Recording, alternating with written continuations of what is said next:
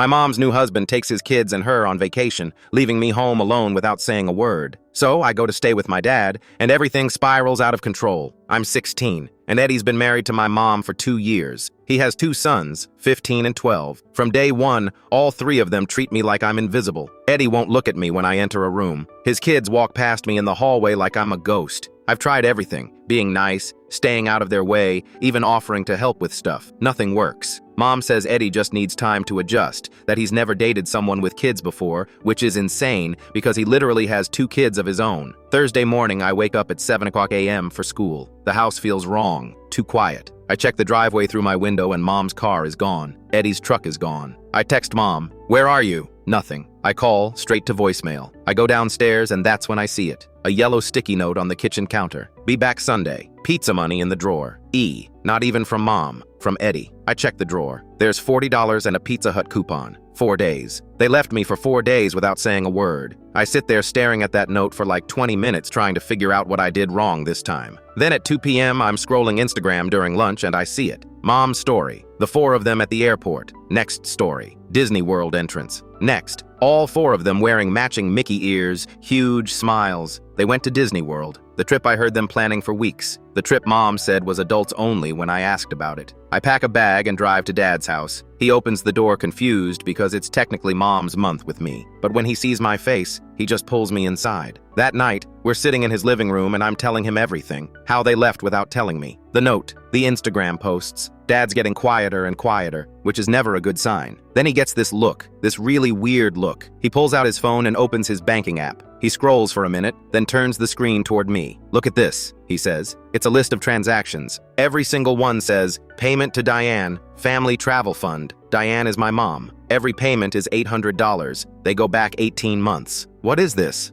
I ask. Dad's jaw is tight. 6 months after they got married, Eddie called me. He said he wanted to build a better relationship with you. Said they were planning family trips, but money was tight with 3 kids. Asked if I'd contribute to a travel fund so you could be included in everything. My stomach drops. He said it would mean a lot to your mom, that you'd finally feel like part of their family. I've been sending $800 every single month for a year and a half. I do the math in my head. $14,400. They've taken you on trips, right? Dad asks. The camping thing, the beach house. I shake my head. I've never gone anywhere with them ever. Dad's face goes from confused to something I've never seen before. Pure rage. He stands up and walks to his office. I hear him on the phone. "Jerry, it's Paul. I need you first thing tomorrow morning." "Yeah, it's urgent. Fraud, parental alienation, everything." Jerry is Dad's lawyer friend from college. The next morning at 9 a.m., Dad's lawyer sends a formal letter to both Eddie and Mom. The charges: fraud, misappropriation of funds, parental alienation. Attached is a full custody petition and a demand for immediate repayment of $14,400 plus interest. Mom's first call comes at 9:47 a.m., then 9:51, then 10:03. By noon, she's called 47 times.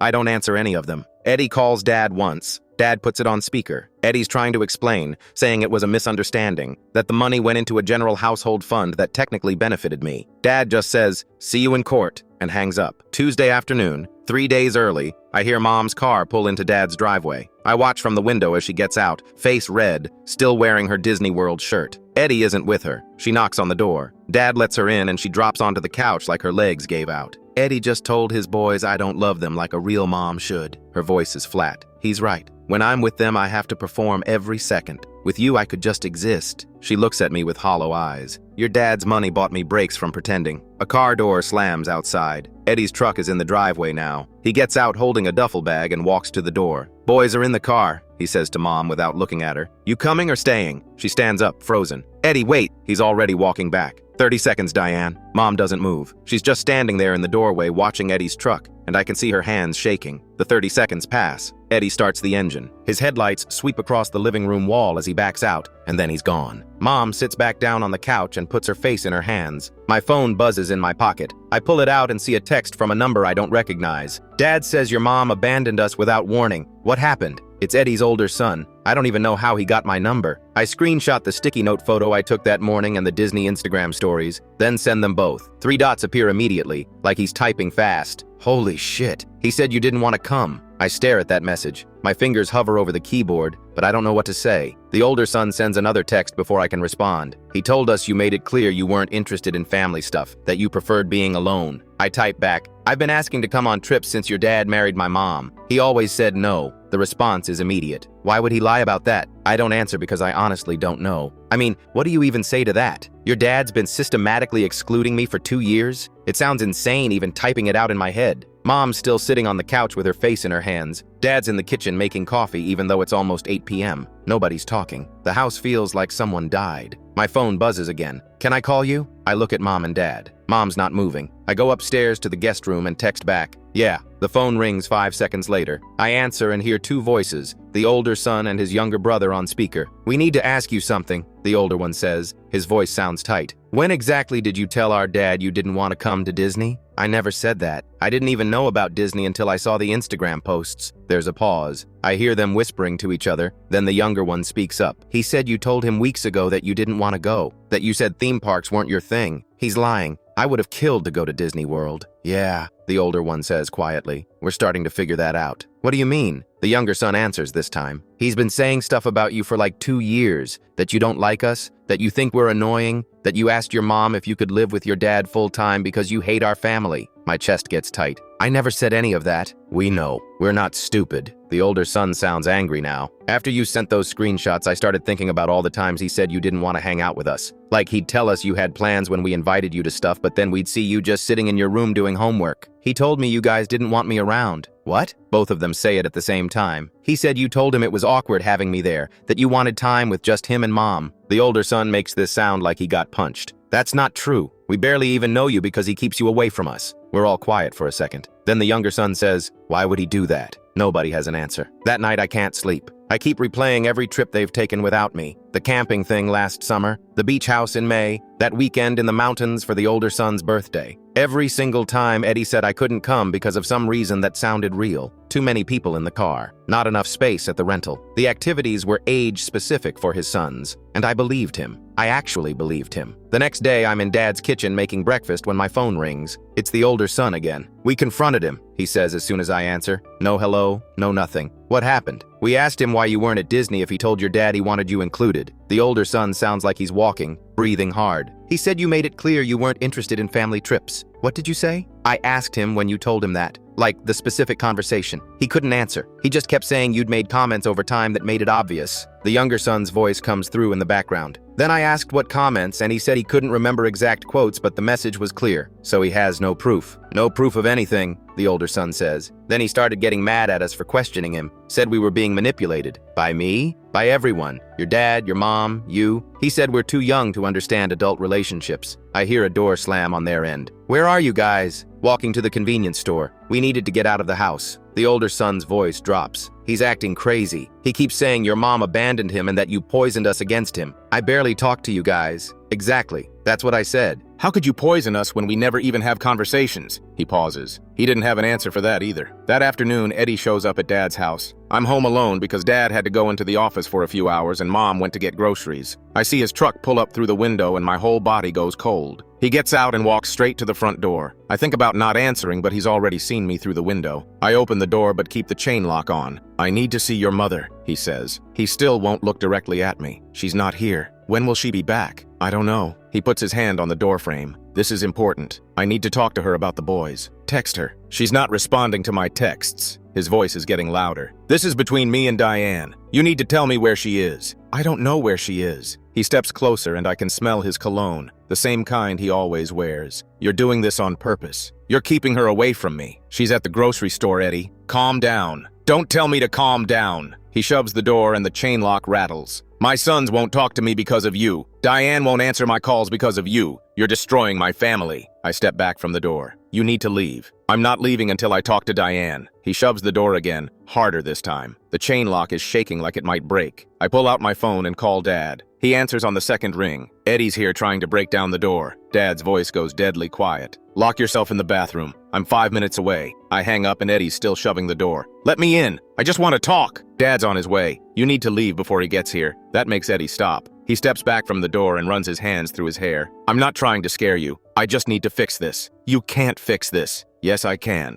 If everyone would just listen to me. We did listen. That's the problem. He stares at me through the gap in the door, and his face does this thing where it crumples and then hardens again. You have no idea what it's like trying to blend a family. You're just a kid. Then why'd you take my dad's money? He flinches like I slapped him. That money was for household expenses. That's not what you told him. I said it could help with family integration. That includes household expenses. You said family trips. You said so I could feel included. Those were your exact words. Eddie's face goes red. Your dad's twisting everything to make me look bad. He's always hated me. He didn't even know you before you married Mom. Exactly. He hates me because I replaced him. I'm about to respond when I hear Dad's car pull into the driveway. Eddie hears it too and backs away from the door. Dad gets out and walks up the path. He's still in his work clothes, but his tie is gone and his sleeves are rolled up. You need to leave, Dad says. His voice is calm, but his hands are in fists. Eddie straightens up. I came to see Diane. She doesn't want to see you. You don't speak for her. Actually, I do. She's staying here because she doesn't feel safe at your house. Dad steps between Eddie and the door.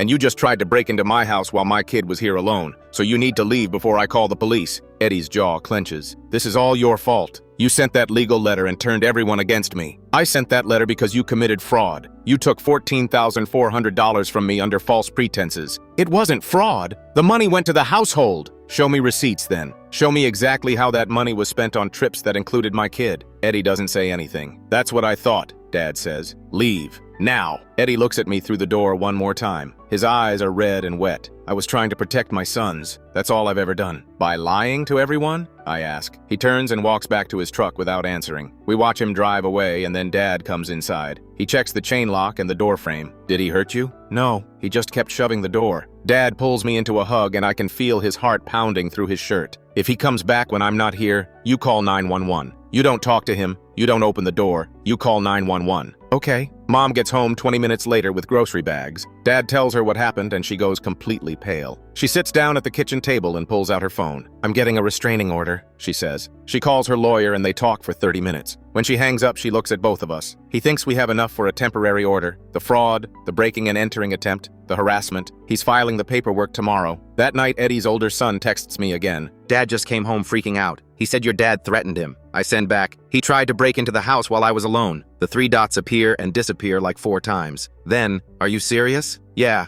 your dad was shoving the door and yelling. Holy shit. Is your mom okay? She's filing a restraining order. The dots again. Then, good. He's acting insane. He came home and started yelling about how your whole family is ganging up on him. Then he locked himself in his room. The younger son texts from a different number 5 minutes later. My brother showed me what Dad did. We don't feel safe here. I don't know what to tell them. They're his kids. Where else would they go? The older son texts again. Can we call you? Yeah. The phone rings and they're both on speaker again. We want to stay with our mom for a while, the older one says. But Dad's not answering her calls about changing the custody schedule. Where's your mom? About 40 minutes away. She has us every other weekend, but we want to stay there until Dad calms down. The younger son cuts in. He's scaring us. He keeps talking to himself and slamming doors. Can you just go to your mom's? Not without permission. The custody agreement says he has to approve it. The older son sounds frustrated. And he's not approving anything right now. I tell Dad what they said. He thinks for a second, then calls his lawyer. They talk for a few minutes and then Dad hands me the phone. Jerry's voice comes through. If those boys feel unsafe, their mother can pick them up and deal with the legal consequences later. Family court judges don't look kindly on parents who make their kids feel threatened. I relay that to Eddie's sons. The older one says, okay, we're calling Mom now. They hang up. An hour later, the older son texts, Mom's here. We're leaving. Dad's losing it. What's he doing? Standing in the driveway blocking her car. He's yelling about how we're all abandoning him. Did you call the police? Mom did. They're on their way. I show Dad the texts. He reads them and his face goes hard. Eddie's spiraling. Mom comes into the room. What's happening? Dad shows her the texts. She reads them and then sits down. Those poor kids. They don't deserve this. None of us do, I say. 20 minutes later, the older son sends a photo. It's Eddie sitting on the curb with his head in his hands. 2 police cars are in the driveway. The caption says, they're letting us leave. Dad got a warning for blocking the car. Then, another text. Thank you for telling us the truth. We should have listened to you a long time ago. I don't know what to say to that, so I just send back a thumbs up. The next few days are quiet. Mom's lawyer files for the restraining order. Eddie doesn't show up at Dad's house again, but he starts texting Mom from different numbers. She blocks each one. He texts me once from a number I don't recognize. Let's talk. Just us. I'll explain everything without everyone ganging up on me. I screenshot it and show Dad and Mom. Dad says, don't respond. He's trying to isolate you. Mom says, don't engage with him at all, but I'm tired of staying quiet. I text back, if you want to explain, do it in front of your sons. They deserve the truth. The response comes fast. Fine. Tomorrow. My house. Bring your mom. I show them the text. Mom shakes her head. Absolutely not. He won't actually tell the truth unless everyone's there, I say. He'll just keep lying. Dad crosses his arms. If you go, I'm coming too. Mom looks between us. This is a bad idea. Probably, I say. But I want to hear what he says when he can't dodge the questions. The next day, we pull up to Eddie's house at 4 p.m. Both his sons are already there, sitting on the front steps. They drove over from their mom's place. The older one stands up when he sees us. He made us promise to hear him out, he says. Did you promise? I ask. We said we'd listen. Didn't say we'd believe him. We all go inside. Eddie's in the living room sitting on the couch with his hands folded. He looks terrible, like he hasn't slept in days. His hair's a mess and he's wearing the same shirt from 2 days ago. When he sees all of us together, he stands up. I want to apologize for any hurt feelings. The older son cuts him off. Did you lie to their dad about the money?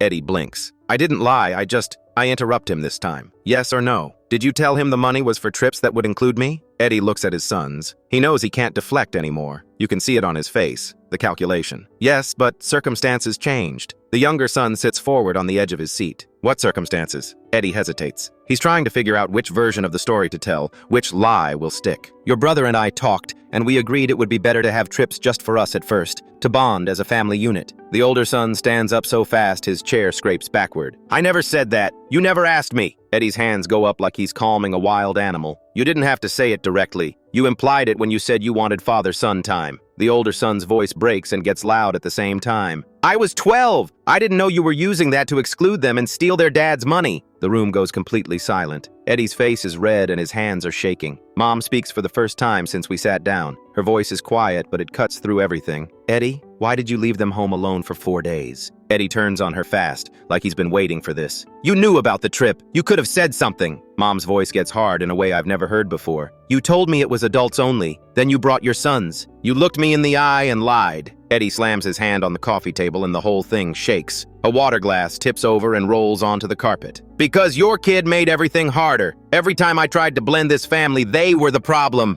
I stand up. My legs feel weird and shaky, but I make myself look at him. Say it to my face then. Tell me what I did that made you lie to everyone. Eddie looks directly at me for the first time in maybe months, and the truth just spills out. Ugly and raw and desperate. You existed. You were a constant reminder that Diane had a whole life before me, and my sons knew it. Every time you were around, they remembered they weren't her real priority. So I made sure you weren't around. Nobody moves. Nobody breathes. The older son is staring at his dad like he's never seen him before. The younger one's mouth is open. You excluded them, the older son says quietly, his voice shaking, because you were jealous. Eddie realizes what he just said. His face changes and he tries to backpedal, stumbling over his words. No, I meant, that's not, I was trying to protect, but the younger son is already walking toward the door. He's not running, just walking steady like he can't be in the room anymore. Mom stands up and follows him. Dad's already standing. I look at Eddie one last time. He's still sitting there with his hand on the coffee table, frozen. You didn't just lie, I say. You erased me because I made you feel small. Eddie's face crumples like wet paper. His hands reach out like he's going to grab my arm, but I'm already turning away. Behind me, I hear the older son's voice, flat and final. Don't call me. The door closes behind us and we're standing on the front steps. The younger son is already at their car with his mom. The older son looks at me. I'm sorry, he says, for everything, for believing him. You didn't know. I should have asked. He shakes his head. All those times he said you didn't want to hang out, I should have just asked you myself. It's not your fault. He gets in the car with his brother. Through the window, I can see them both crying. Their mom backs out of the driveway and they're gone. Mom and Dad and I stand there for a second. Then Mom says, let's go home. We drive back to Dad's house in silence. When we get inside, Mom goes straight to the guest room. I hear her on the phone with her lawyer, talking about the restraining order and custody modifications and divorce paperwork. Dad makes dinner, but nobody eats much. We're all just sitting there pushing food around our plates. My phone buzzes. It's the older son. My brother and I talked. We're going to tell the court what he said, about excluding you because he was jealous. They need to know. I show Dad the text. He reads it and nods. Good, they should. That night, I can't sleep again.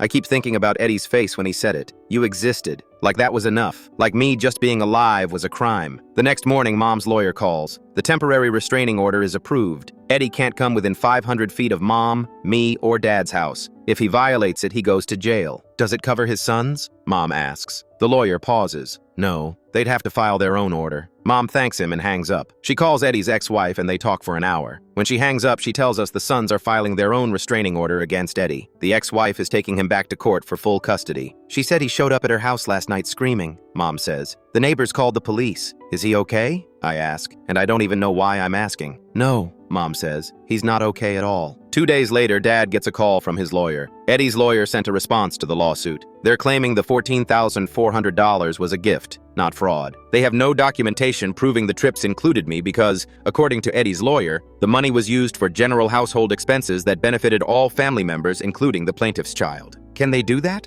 I ask. Dad's jaw is tight. They can try. But we have Eddie's original texts saying the money was specifically for family trips. Jerry says it's a weak defense. The court date is set for 6 weeks out. In the meantime, Eddie's sons start coming over to Dad's house. At first, it's awkward because we've barely ever talked, but the older one breaks the ice. So you really never told Dad you didn't want to hang out with us? Never. He's such a liar. The younger son says it matter of fact, like he's commenting on the weather. We start talking more after that. They tell me about all the times Eddie said I was busy when they invited me to stuff. The movies, mini golf, dinner at their grandma's house. Every single time I was home doing nothing. I thought you hated us, the younger one says. I thought you hated me. The older son shakes his head. We didn't even know you well enough to hate you. Dad made sure of that. 3 weeks before the court date, Eddie tries to contact his sons through their grandma. She calls their mom and relays a message. Eddie wants to meet with the boys to apologize and explain himself. What did you tell her? I ask the older son. That he can apologize in family therapy with a court-appointed counselor present. Otherwise, no. Eddie apparently loses it when he hears that. His mom calls their mom back crying, saying Eddie's having a breakdown and the boys are being cruel. She said we're destroying him, the younger son tells me. Like he didn't destroy himself. The older son is less patient about it. Grandma keeps saying we need to forgive him because he's family. But he didn't treat you like family and you're literally family now. So like, what does family even mean to these people? I don't have an answer for that. 1 week before court, Eddie's lawyer sends a settlement offer. He'll pay back $7,200, half the money, if Dad drops the fraud charges and agrees to let Mom have primary custody of me with Eddie having no visitation or decision-making rights. Dad reads the offer and laughs, but it's not a happy sound. He's trying to buy his way out. Are you going to take it? I ask. No, he committed fraud. He doesn't get to pay half and walk away. Mom agrees. He needs to face consequences for all of it. The settlement offer is rejected.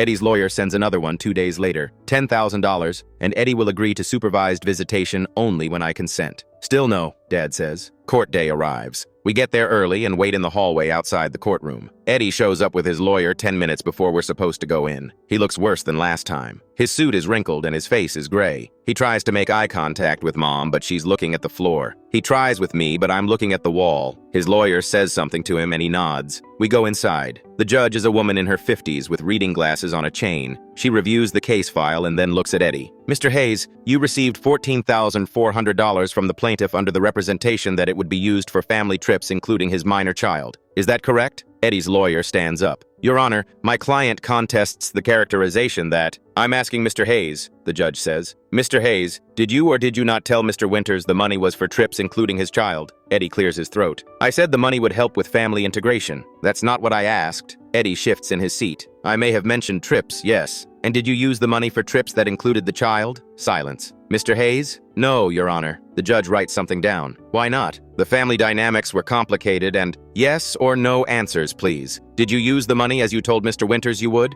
No. The judge looks at Eddie's lawyer. Does your client have documentation showing how the money was actually spent? Eddie's lawyer shuffles papers. We have general household expense records, Your Honor, but nothing specifically allocated to the funds in question. So, no documentation proving the money was used for the stated purpose. That's correct, Your Honor. The judge takes off her glasses and looks at Eddie for a long time. Mr. Hayes, you solicited money from your wife's ex-husband under false pretenses. You told him the money would be used to include his child in family activities, then you systematically excluded that child while taking the money anyway. Do you understand that's fraud? Eddie's face goes red. I never intended... Intent doesn't matter when you take money under false pretenses. The fact that you're fighting this instead of making it right tells me everything I need to know about your character. She puts her glasses back on. I'm ruling in favor of the plaintiff. Mr. Hayes, you will repay the full amount of $14,400 plus interest calculated at 7% annually from the date of the first payment. You will also pay Mr. Winters' legal fees in the amount of, she checks the file, $3,200. You have 60 days to make payment in full, or or I'll authorize wage garnishment. Eddie's lawyer tries to object, but the judge shuts him down. We're done here. Next case. We walk out of the courtroom and Eddie's standing in the hallway. His lawyer is talking to him, but Eddie's not listening. He's staring at Mom. Diane, please, can we just talk? Mom doesn't stop walking. Dad puts his arm around her and they keep going. I follow them, but Eddie calls out, "This isn't over. You've all turned my sons against me, but I'll get them back. They'll see the truth." Dad stops and turns around.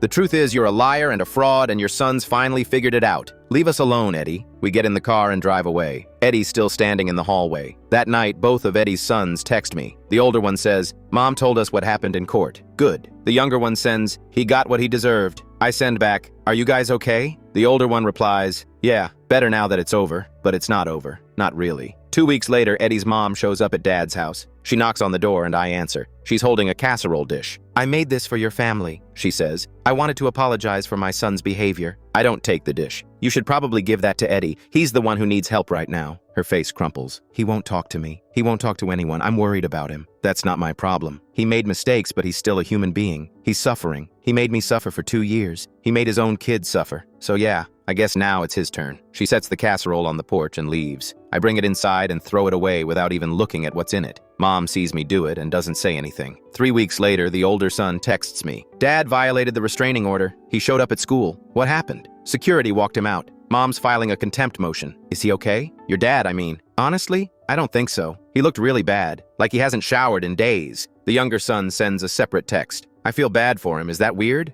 I think about that for a long time before responding. "No, he's still your dad, but he's a bad person. People can be both." Eddie spends 2 days in jail for violating the restraining order. When he gets out, his mom calls Mom and begs her to drop the restraining order so Eddie can get help. "He needs to see his boys," Eddie's mom says on speakerphone. "He's falling apart without them." Mom's voice is steady. "He fell apart because of his own choices. That's not on us to fix. But you have the power to help him." "No, he has the power to help himself by respecting boundaries and getting therapy. We're done helping him." Eddie's mom hangs up. A month later, Eddie's sons tell me their dad moved to another state. He's living with his brother and working at a warehouse.